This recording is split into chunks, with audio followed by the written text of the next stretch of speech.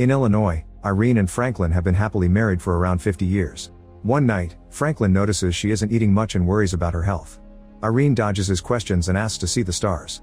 The couple goes to their shed and move a bunch of stuff to reveal a hidden door. They go downstairs and walk through a tunnel to find another door, which takes them into a strange room. Mysterious lights glow around them as they're teleported away, causing Franklin to throw up. They arrive at an observation deck on another planet with a gorgeous view of the sky. Moments later, Franklin wants to go back, but Irene wants to stay longer. Franklin points out that since her fall the last year, Irene has wanted to come more often. They've been here 865 times since they found the door and nothing has ever happened, so Franklin is tired of it. He thinks it's time they tell someone else about the door, but Irene is convinced they must be the ones to solve the mystery. When the couple heads back, they don't notice their neighbor Byron watching them from afar. The next day, Franklin sees that Byron is mowing their lawn and he complains, seeing it as trespassing instead of helping. The couple leaves after some obligatory chit-chat and Byron rushes back to his house to look at Franklin's garden through the window, pointing out he lied about his planer being broken. Byron's wife Janine is tired of his obsession with the neighbors, but he insists they're hiding something in the shed. He also wants to run for councilman, which Janine is unsure about. Downtown, Franklin drops Irene at the hospital for some routine tests. The doctor asks Irene if she's eating, exercising, and doing physical therapy, but Irene avoids answering. This only makes the doctor more worried since Irene's symptoms are getting worse and suggests she should get in-home care because Franklin can't do this alone anymore. Meanwhile, Franklin goes for lunch with his granddaughter Denise. She's worried about them because a neighbor contacted her on social media to tell her that the couple goes out for strolls in the middle of the night. She thinks they should move out of that old house, but Franklin refuses. After the tests are over, Irene visits the care home. She catches up with the nurse Chandra and visits an old friend who has severe memory problems. Irene uses the chance to tell her about the teleporter, which her friend forgets in seconds. Franklin arrives home in the evening and realizes he forgot to pick up Irene, so he drives back and finds her waiting outside alone. On their way home, the truck runs out of gas because Franklin also forgot to fill up the tank. Since the house is empty, Byron takes the chance to enter the shed to investigate. He accidentally drops his phone on some light bulbs when he gets a text from Janine and has no choice but to leave. Later that evening, Irene tells Franklin that after she dies, he should sell the house and keep on living. After Franklin falls asleep, Irene writes a note apologizing for what she's about to do. She explains she's done waiting and that she must make her own choice while she still can. Then she takes the tunnel to the observation deck and gets ready to open the last door, determined to go outside. But at the moment, a person appears behind her wheezing and asking for help. In the morning, Franklin finds Irene crawling on the garden. She tells him about the mysterious person, so Franklin grabs a hammer and goes downstairs, only to find the man in the middle of the tunnel. When he tries moving him, Franklin finds blood on his hand. The man is taken to the living room, but the couple can't find any wounds. Franklin is convinced the guy is just a junkie that got lost and doesn't believe Irene when she says she found him in the observation deck, so he calls the police. Irene panics and convinces the stranger is part of the mystery, so they hide him upstairs. By the time Officer Thomas arrives, Franklin tells him the intruder ran away. Thomas still wants to take a look just in case, so Irene talks to him in private. She tells him that Franklin hasn't been mentally well and lately he's been seeing things, so Thomas leaves. Meanwhile in Argentina, Tony finishes having dinner with her mother Estella and pretends she's going to bed, but in reality she's sneaking out through the window to meet with a classmate. She shows him her house, but he insists on entering the chapel next to it. Tony sits next to the boy and tries to kiss him, but he pulls back and admits he's only here because of a dare. Everyone thinks Tony's grandfather was part of a cult and her house is supposedly haunted. At that moment, Estella finds them and kicks them both out. Then she opens a secret door on the wall and goes into a corridor that takes her to a teleporter like Franklin's. She pulls out a tile and checks on a strange glowing object. The next day, Estella can't find Tony anywhere and goes out in her truck to find her trying to run away from home. Estella brings her back and they have breakfast at a cafe, where Tony says she's tired of not making friends. Estella agrees it's hard to live in the middle of nowhere, but it's the family duty to guard the chapel and that duty will be passed to Tony when she grows up. The conversation is interrupted when Estella's phone alerts her of an intruder in the house. In the chapel, the secret door has been opened. Moments later, Estella comes back and gets her gun ready to find the intruder, but it's her friend Cornelia saying things in Latin and asking if she's training Tony. Back to Franklin and Irene, they check the stranger's possessions and find a book, a weird tablet, and some gold coins. Suddenly they hear a noise and discover the man is trying to leave the bed, but they push him back when they realize he has a fever. Irene is convinced that this is similar to a virus she had in the past, but they don't have the right medicine anymore, so Franklin leaves for the pharmacy. When he gets there, the clerk calls the doctor to get authorization first. The doctor asks to talk to Franklin, and he receives the bad news about his wife. On his way out, he's approached by Byron, who wants support for his campaign. Franklin says he doesn't like him and leaves, so Byron forges his signature. Later, Janine tells Byron that she saw the police visiting their neighbors. At home, Irene finds a picture inside the book showing the man with a baby and the name Gabriel underneath. She hears the guy coughing nonstop, so she makes a special brew for him and reads the book to him. Eventually the stranger wakes up and introduces himself as Jude. He doesn't know where he's from, he only remembers some cold mountains and rain. Somehow he fell and everything went black, then someone was carrying him. When Franklin comes back, he confronts Irene about her health. To calm him down, she eats more and promises to do everything the doctor says as long as Franklin supports her search for answers. They feed Jude and lock his room before going to bed. In the middle of the night, Jude picks the lock to escape and steals a knife from the kitchen. He sneaks into the bathroom, where there he removes a small glowing object from his leg, which he then destroys. After throwing it into the sink, he leaves the house. The next morning Cornelius insists that Tony needs something called Perdisco because she's next in line, but Estella disagrees. Then Cornelius gives Estella a special assignment, explaining she must find the son of someone important they know. She must also bring Tony along if she doesn't want Cornelius to take her away. After Cornelius leaves, Tony asks what a Perdisco is, so Estella tells her it's a rite of passage and asks to pack a bag because they're going on a trip. Then they enter the secret corridor in the church and using a hidden panel, Estella chooses their destination. They get in the teleporter and after just a few seconds, they come out to find themselves in the USA. Back to Franklin, he takes the mysterious coins to a pawn shop. The trader says they're Spanish doubloons from the 1700s but he can't tell where they were minted. At home, the lights are mysteriously flickering. When the couple checks on Jude, he's still in his room. They take him to have breakfast and he ends up puking in the car. After taking a bath, Jude grabs the clothes Irene left him. Touching them makes him remember being chased and attacked by another man. Afterward Jude goes to town with Franklin to supposedly do some errands. However, Franklin stops the car at the bus station and offers Jude $5,000 to leave. When Jude is about to board the bus, Franklin has second thoughts and makes him return. At home Irene looks around Jude's room and finds a jar with a strange glowing sphere. She puts the orb on a table and it immediately disappears, leaving only the things that were on top of it. At that moment Denise arrives for a visit and Irene rushes to hide the sphere. Denise finds the book with the picture inside so Irene pretends she bought the book used and the picture was already there. Then the guys come back so Irene tells Denise that Jude is their caretaker. Denise is still suspicious and after dinner, instead of going home she stays with a friend in town. Meanwhile Irene tells Jude about her son, who self-deleted when Denise was only 5. In return Jude explains the man on the picture is his father Gabriel, who left him when he was young.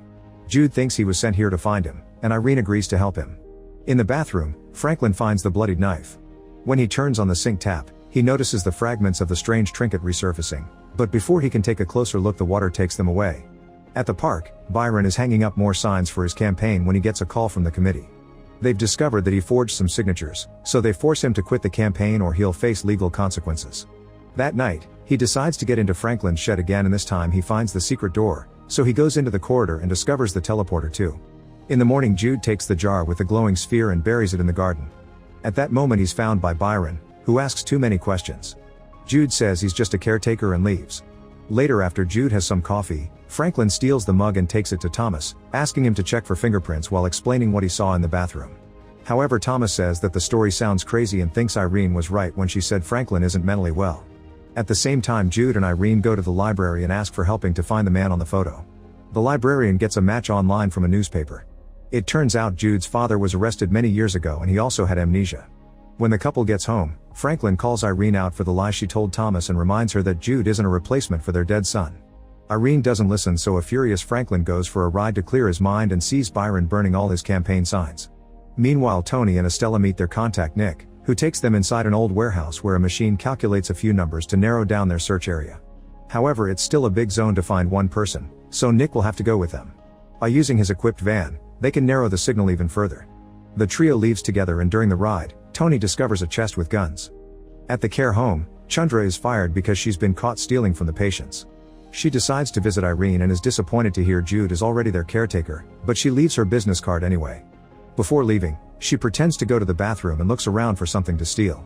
Sometime later Irene asks Jude to pick up the ringing phone because she's showering. It's the clerk from the pawn shop, who found a buyer for the coins. Jude pretends to be Franklin's son and gets the buyer's number. Then Jude calls the number and asks for Gabriel, but the man says he's mistaken. He also says a few words in Latin that match what Cornelius told Estella. Getting scared, Jude hangs up and tells Irene the call was a telemarketer. Before going to bed, Irene gives Jude some money for all the work he's been doing around the house. Afterward Jude realizes his tablet is missing and suspects Chandra. He grabs her business card to go looking for her, but he gets lost and enters a bar to ask for directions. Denise is in the same bar with her friend, so they end up hanging out with Jude. He's having so much fun that he agrees to get on the stage for karaoke, only to sing something slow in Latin. Everyone stares at him as if he was a weirdo, so when Denise is distracted, Jude leaves the bar. In the pool hall, Franklin is playing alone until Byron arrives and accuses him of calling the authorities over the signature, but Franklin swears he didn't. The men end up playing pool together and bonding over their wives. Franklin isn't sure if Irene loves him anymore, and Byron explains Janine was a widow when he met her, so to this day he feels like a consolation prize. They get too drunk and Byron confesses he saw the secret room in the shed, so Franklin agrees to show him more. In the middle of the night, Irene wakes up and realizes Jude and Franklin haven't come back yet, so she goes out on her old car to look for them. Shortly after she leaves, Byron and Franklin arrive and immediately enter the teleporter. However, nothing happens and now Byron thinks this place was a naughty dungeon all along. Back to Jude, he's walking down the road and gets scared when he sees a police car, so he tries to run. The cop goes after him and grabs him, which makes Jude think of his attacker. It's revealed he had stabbed the man multiple times, explaining the blood on his clothes. The officer arrests Jude at the same time Irene drives by that area. At the police station, Irene is disappointed by Jude running away and demands the truth. Jude explains all his life he was kept in an isolated compound in the middle of nowhere to protect the mysterious doorway. There are many of them and nobody knows who built them or why, but they're very old. The planet Irene sees, it's just a wasteland where things go to die. The guy Jude killed had been a guard who tried to stop him from escaping, and if the members of his organization find him, they'll kill him too. Jude thinks Gabriel went through the door and that's why he used it for his search. Then Irene sweet talks the officer into letting Jude go. In the meantime, Estella's group makes it to a transmission tower and Nick starts climbing it to hack it. Tony tries taking a picture and Estella forbids her from posting anything on social media. As Nick gets a ping from the tower, a utility worker arrives, so Estella has to quickly knock him out and lock him up in his van. Afterward, the trio leaves while Nick announces they're going to Illinois. A few hours later, Estella asks Nick to take a different road and to stop near the forest. She walks among the trees, remembering coming here with her father when she was young for a mission. Estella was supposed to stay in the car with the radar, but she followed him and watched him fight with a teenage girl that didn't want to go with him. The girl stabbed him and ran away, so the man shot his gun to stop her. Then Estella helped her father throw the body in the car into a lake. That day he taught her this was their duty. In the van, Nick teaches Tony how to shoot a gun and accidentally says he knew her dad, who Tony knows nothing about. The next day, Franklin takes Irene to the hospital and the doctor is happy to see she's doing much better. At the same time, Denise visits the house again and asks Jude about the picture in the book. Jude says his family was in a cult and she thinks it's just a joke. When the couple comes back, Franklin grabs an old camera and gives it to Byron, telling him to get the photos developed to see the truth. Later, Irene visits Chandra and keeps her distracted while Jude breaks in to retrieve his tablet. However, he also finds a necklace with the same object he used to have in his leg, so he rushes to confront Chandra. An argument ensues and Jude reveals Chandra has lots of stuff she stole from her patients. Irene promises to keep the secret if she tells them where she got the necklace. After they leave, Jude explains that the tablet is a key and that the little capsules are trackers, that's why he removed his. He thinks the necklace used to belong to his father. Meanwhile, Byron gets the photos developed and sees Irene and Franklin in the observation deck. He rushes home to search for information online and comes across thousands of conspiracy theories. Eventually he finds one called the Impossible Door, which is art by an Argentine missionary from 1723. When Franklin comes home, he finds the shed and the secret door open. It turns out Byron is working on the mysterious doorway, but he hasn't been able to make it work. Franklin notices bloody fingerprints by the side of the doorway and he pulls the slate, revealing a control panel. Unlike Estella's, it's missing its sphere and Franklin suspects Jude. On his way home, Byron notices some leaves floating and begins digging on that spot to find the jar with the missing orb. That night, when Franklin takes out the trash, he finds Irene's letter and is devastated to read its content. He goes back into the house and tells Jude they used to be fine, but now he's here, he's causing lots of pain. Jude asks him if he's sure, causing Franklin to leave and spend the night at Byron's. Meanwhile, Tony's group makes it to Illinois and stays in a motel for the night. When Estella goes to the vending machine, she hears weird noises coming from Nick's room and discovers he's doing tricks with one of the orbs to impress a night worker. Estella pays the woman to make her leave and scolds Nick for doing dangerous things, reminding his brother died because he misbehaved. Nick says Estella isn't much better since she's keeping Tony in the dark about everything. The next morning during breakfast, Nick tells Tony that Estella used to be wild as a teenager and calls her out for not talking about his brother. When he tries to point out Tony looks like his brother, Estella smashes his face on the table. Then she drags Tony to the van and they leave without Nick. During the ride, Estella explains the person they're looking for is part of their organization and they must stop him before he puts people in danger. Tony agrees to use Nick's machine to figure out where to go next. Back to Jude, he and Dennis visit the necklace's previous owner that Chandra told them about. They meet with a man who explains the necklace used to belong to his father. He was a truck driver and one day he picked up a hitchhiker who appeared to be running from something. His suspicions were proven right when he realized the truck was being followed, so the hitchhiker took a knife from the glove box and removed the tracker from his ankle. Then he gave it to the driver and ran away. In the meantime, Byron shows Franklin the orb, but he isn't interested and tells Byron to try it alone. Franklin then goes home and confronts Irene about the letter. She tries to apologize, saying she made a mistake, but Franklin believes something is seriously wrong with their marriage and feels he isn't enough for her to want to stay. In the shed, Byron puts the sphere in the control panel, but nothing happens.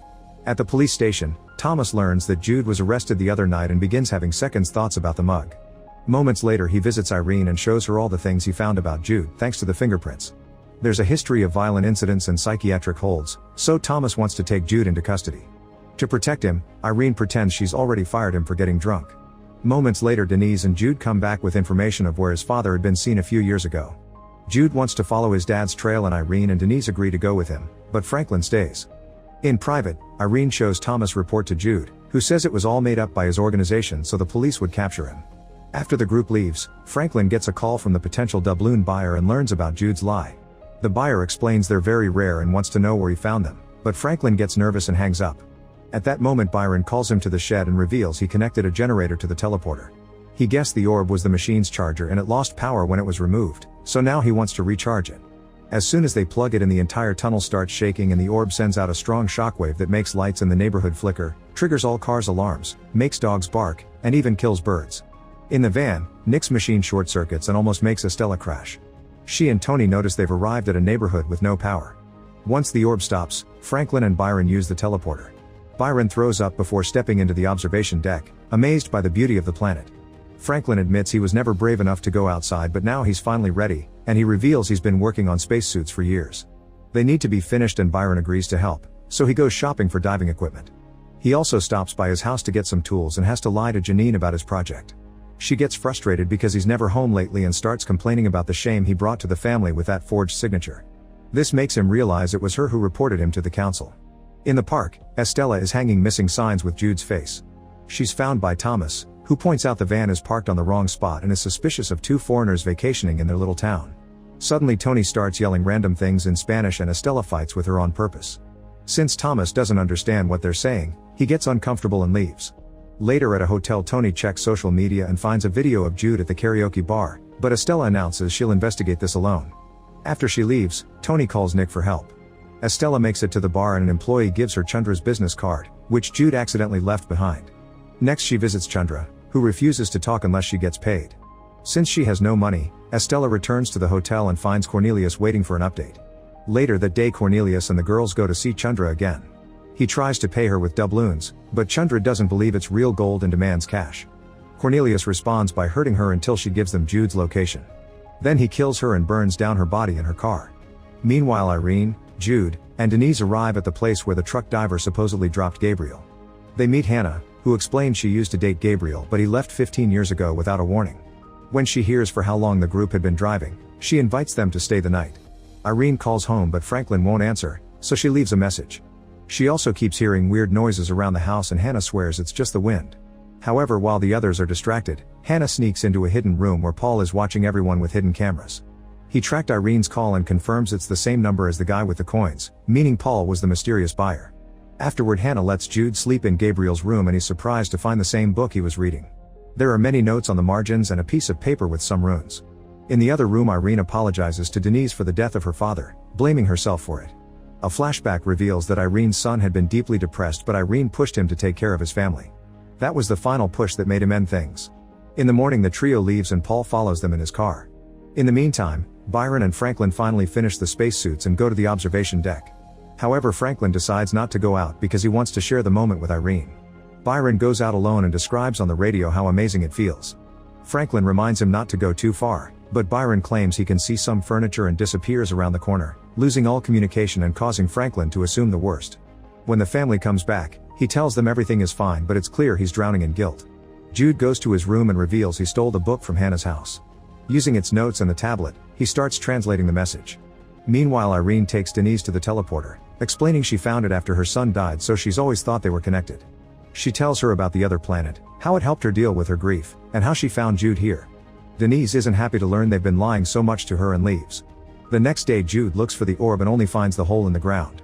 Franklin returns to the observatory deck, But Byron still won't answer. On his way back, Janine comes by to ask if he's seen her husband and Franklin pretends he knows nothing. Then Jude confronts Irene and Franklin about the orb, warning them that it's dangerous. He announces he'll be leaving soon to follow the clues about his father, and Franklin asks him about the planet. Jude confirms it's an empty wasteland. Meanwhile, Cornelius stops the van to go relieve himself and finds the dead birds in the area. In the van, Estella explains to Tony that she'll have to kill Jude when she finds him. If she doesn't, the organization will take Tony away. Their conversation is interrupted by Cornelius, who tells them about the birds as he sees Jude leave in a car. Estella will follow him in the van while Cornelius and Tony spy on the family. While they watch the house from the woods, Cornelius tells Tony that Nick's brother is her father and he can introduce him to her after this is over. Then Tony walks toward the house and Franklin comes out to meet her, only for Cornelius to appear behind him with a gun. Back to Jude, he meets with Denise and tries to convince her he never lied to her. Suddenly Estella shows up and opens fire, so the duo hides behind a car. Jude tells Denise to return to her grandparents' house before he starts running into the woods, so Estella will follow him. Denise drives back to Franklin's home and finds her grandparents being held hostage by Cornelius. He captures her too and threatens to kill her until Irene finally tells him that the teleporter is in the shed. Cornelius gives the gun to Tony and tells her to keep the family inside while he goes searching for the special door. As soon as he's gone, Irene tries to make Tony see reason. After some hesitation, Tony grabs a knife to free them, but she's stopped by a returning Cornelius. While they argue over what is right to do for the greater good, Denise tries using her keys to cut Franklin's bindings. Then Cornelius calls Estella and shares a new plan. She yells into the woods that they've captured Denise and her family, so if Jude wants to save them, he must come out. Jude surrenders, and while Estella drags him into the van, he says he remembers her from his childhood. He saw her kneeling in front of his mother during a special ceremony. When they arrive at the house, Cornelius hits Jude with the gun and says she sent him. Jude doesn't believe him, so Cornelius kicks him and blames him for putting the family in danger. It's time for Estella to kill him, but she can't bring herself to do it, so Cornelius says he will. At that moment, Franklin tackles him, only for Cornelius to easily overpower him and throw him off. Next, Cornelius tries to kill Estella for her betrayal, however Jude tackles him too. This leaves an opening for Franklin to knock him down with Irene's cane. Estella gets the gun and announces there won't be any more killing before tasing Cornelius unconscious.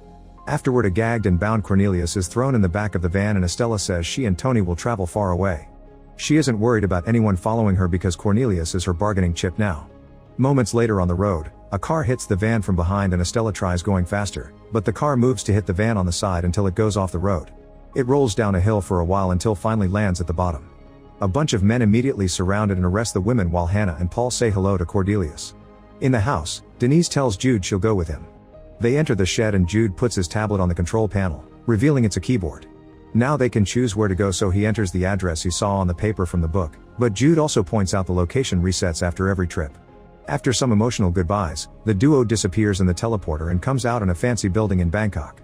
Back to Franklin, he finally tells Irene about Byron and the suits. He thinks Janine deserves closure, so he'll go looking for Byron. Irene shows her support and a few words of love before letting him go. Once outside, Franklin is surprised to find their coffee table. As he keeps going, he loses the radio connection. Eventually, Franklin finds a body with a knife in the chest, unaware it's the guy Jude killed. Suddenly he notices the suit is running out of air and it's very hard to breathe. The radio works for a second and he manages to report to Irene before collapsing. He thinks his time is over, but at that moment Irene shows up and removes his helmet. It turns out the air here is human friendly and there's even an actually city nearby. Make sure to subscribe and turn on notifications so you can watch more videos like this. Thanks for watching.